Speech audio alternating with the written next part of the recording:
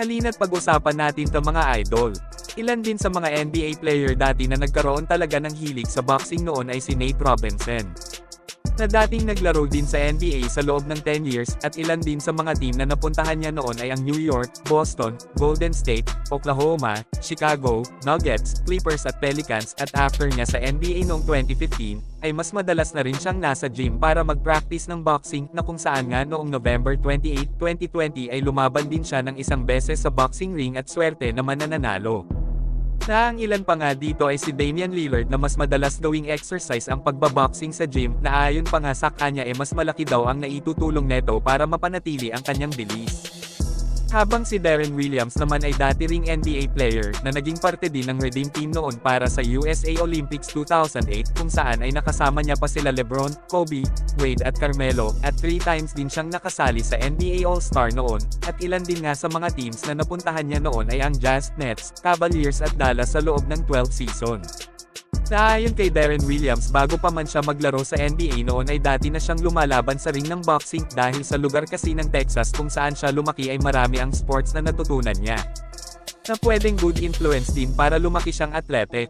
Kung saan 2 beses din siyang nanalo sa elementary ng championship sa wrestling, at pagpasok naman ng high school ay doon naman siya na-recruit para maglaro ng basketball hanggang mag-college.